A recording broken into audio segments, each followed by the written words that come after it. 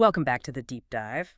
Today, we are walking into the arena to face the final boss of AP history exams. You know the one I mean. Oh, yeah? The document-based question, or as it's affectionately known in the nightmares of high schoolers everywhere, the DBQ.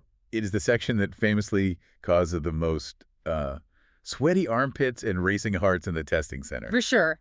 There's just something about being handed a stack of random historical documents and being told, go make sense of this, that just freezes people up.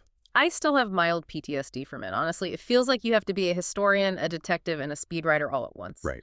But we've gone through a massive stack of expert advice, pulling from legends like Heimler's History, Freemanpedia, Marco Learning, and it turns out there are cheat codes. There are. So our mission today is simple. We're going to take the most dreaded part of the exam and turn it into the biggest opportunity for points. And we really need to start with the stakes, because I think students often underestimate just how heavy this single question is. According to the exam architecture, the DBQ accounts for 25% of your total exam score. Wait, pause. One single essay is a full quarter of the grade. A full quarter. That feels terrifying. If I mess up this 1 hour, does that basically tank my whole score? It feels that way, but actually, the weight creates a safety net if you know the strategy. Okay. Because it's weighted so heavily, mastering the formula means you can actually afford to slip up on a few multiple-choice questions and still get a 5. It applies to AP World, AP US History, and AP Euro. So the skills are universal. The skills are identical. You have 60 minutes, a recommended 15 minutes to read and plan, and 45 minutes to write. 60 minutes, 7 documents, 1 coherent argument. It sounds impossible, but the sources we looked at suggest we're looking at it wrong. We need a mindset shift. Right. Most students think, I have to write a beautiful essay. No, you don't. That's a relief. You need to solve a puzzle. You are given the pieces, the 7 documents. Your job isn't to be a creative writer. It's to organize those pieces into a picture that answers a specific question. Okay, let's solve this puzzle. The clock starts. I got my pencil. I open the packet and see the prompt.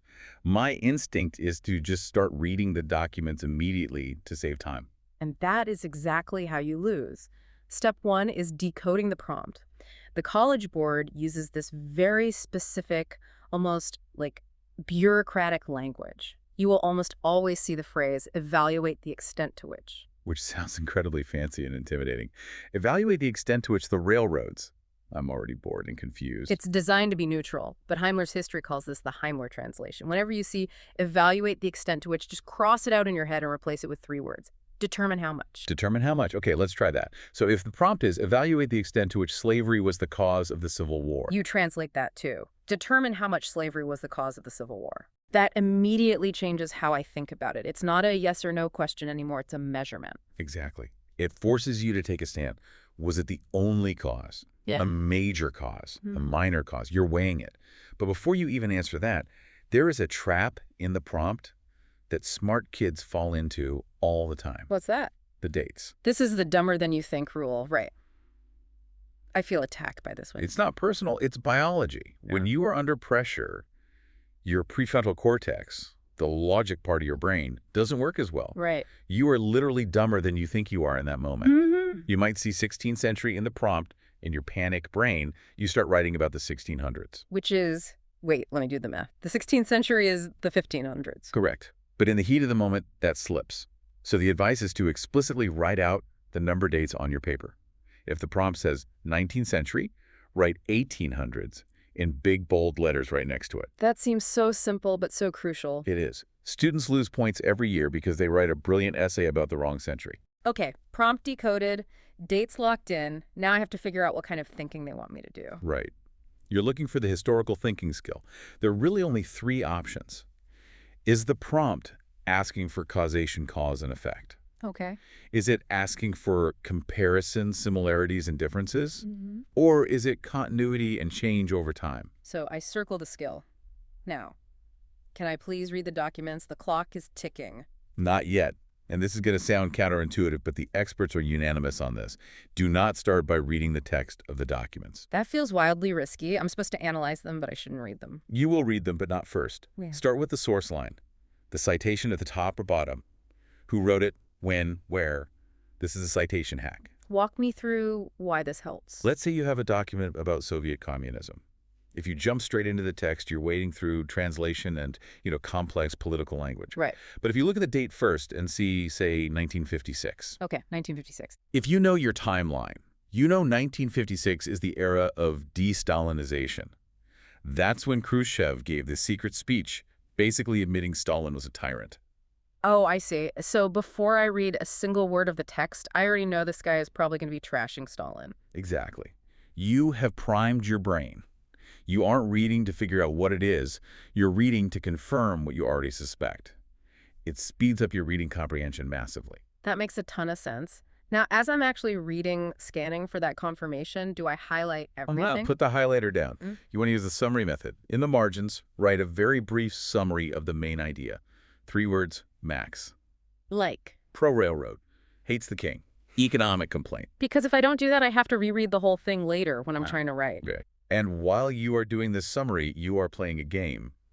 Freemanpedia calls it the sports analogy for grouping. I love this one because it visualizes the puzzle pieces. So you have 7 documents. Don't see them as a list. Imagine they are players on a field. You need to assign them to teams. Okay. Maybe documents 1, 3, and 7 are wearing baseball uniforms. Meaning they all talk about, say, economics? Right. And documents 2 and 4 are playing soccer. Maybe they are about political resistance. These teams become your body paragraphs. You don't write a paragraph about document 1. No. You write a paragraph about the baseball team, the economic arguments, and those documents are just the players you sub in to prove your point. Okay, so I've got my teams, but there's one more thing I need to spot while I'm reading, right?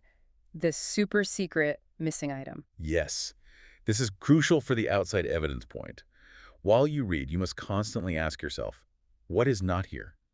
The College Board can't put everything in 7 documents. Give me an example. Let's say the prompt is about imperialism in China. You have documents about treaties, trade, rebellions, but you notice none of the documents actually mention the Opium Wars by name. And that's my opening. Your brain should light up. You write Opium Wars in big letters on your scratch paper. That is a fact, relevant to the argument that is missing from the source material. You're going to drop that in later for a free point. Okay, the 15-minute planning phase is done. We have decoded the prompt, grouped our documents into sports teams, and found our missing evidence. Now we have 45 minutes to write, and we start with the introduction. Which needs to do 2 things, contextualization and thesis. Let's talk contextualization. This is the Star Wars crawl. Right. Before the movie starts, you get that scrolling yellow text. It tells you the Empire is building a Death Star, the rebels are in hiding. It sets the scene. You need to do that for history. And this is a big but, you can't just dump random facts. Absolutely not. This is where Himmler's Norman the Blade of Grass story comes in. I feel like we need to tell this story properly because it's weirdly sticky. It is. So picture a perfectly manicured suburban lawn, and there is one single blade of grass. Let's call him Norman. Hi, Norman. Norman looks up at you and asks, why do I exist? How did I get here? Now, you could explain photosynthesis. You could explain plant cells and chlorophyll. Which is scientifically correct. Scientifically, you would be correct, but Norman doesn't care about biology. Right. To explain why Norman, a manicured blade of grass, is there, you have to talk about the post-WWII housing boom. You have to talk about Levittown, the GI Bill, and the cultural shift that made everyone want a house with a lawn in the suburbs. So bringing this back to the exam, if the prompt is about the Civil War, I shouldn't start by explaining the invention of gunpowder. Right. That's photosynthesis. It's true, but it's irrelevant. You need to explain the historical context. The decades of sectional tension, the compromises that failed, the election of Lincoln that led to the war. Got it. So context sets the stage. Then comes the thesis. The sources compare a good thesis to a Scottish haggis. Which is a vivid image. It's gross, is what it is. It's a sheep's stomach, stuffed to the bursting point with meat and oats. But the metaphor works. Your thesis shouldn't be a simple sentence. It needs to be stuffed to the bursting point with your argument. So I can't just say slavery caused the Civil War. No, that's a snack. We want a meal. You need a formula.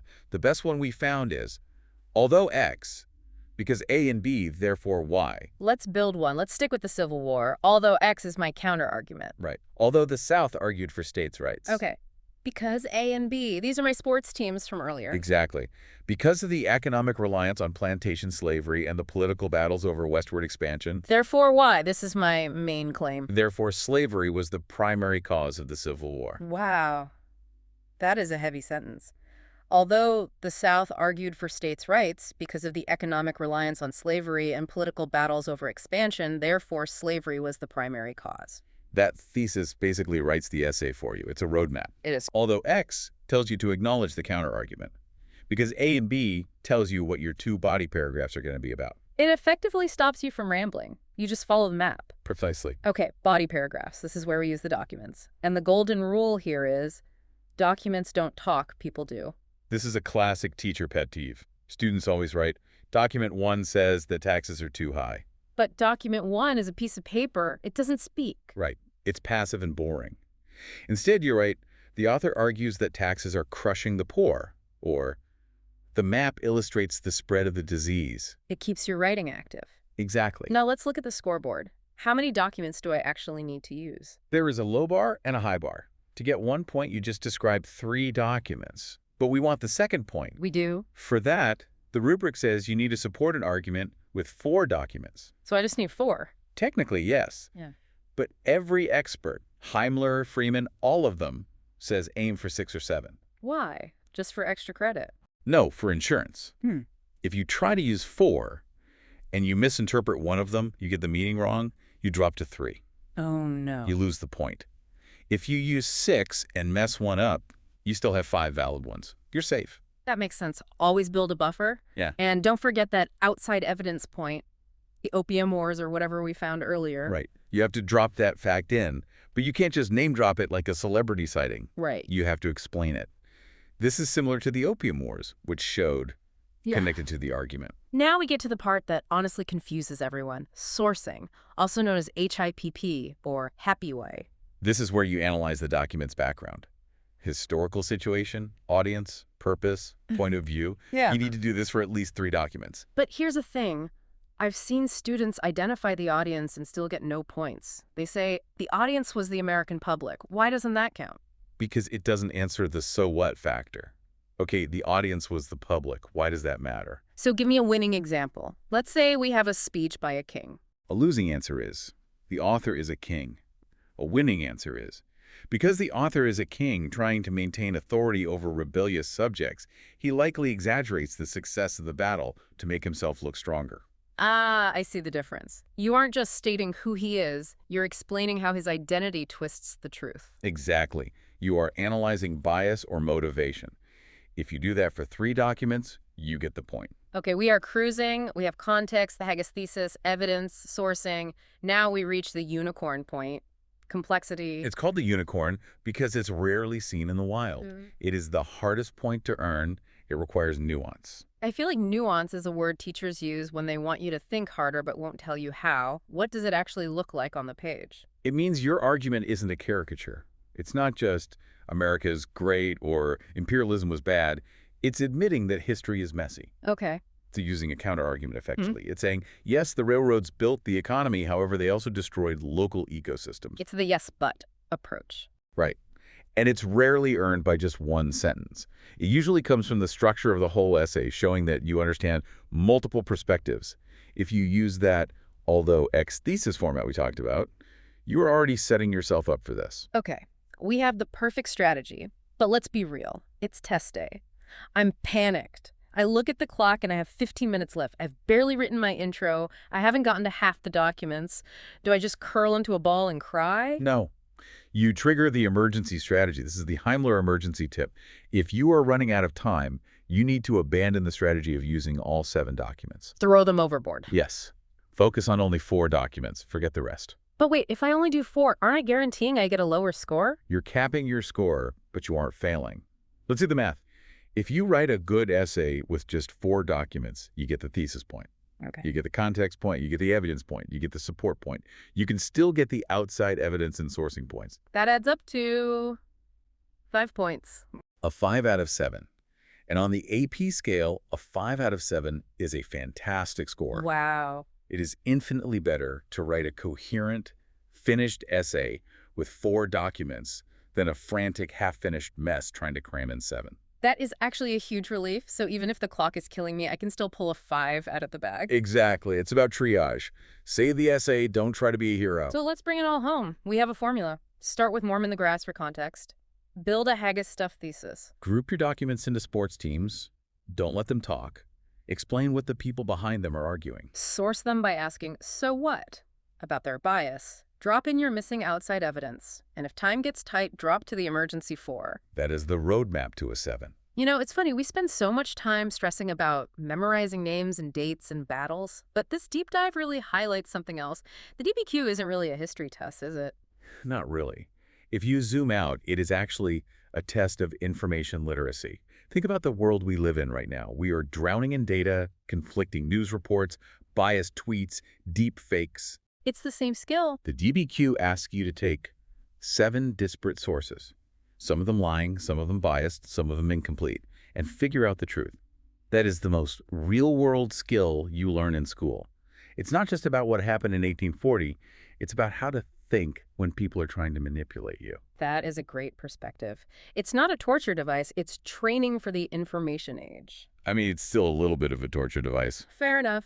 But at least now we have the cheat codes. We do? Well, there you have it. You have the strategy, you have the mindset, now it's time to go apply it. Go milk those brain cows, everyone. Good luck. See you next time on The Deep Dive.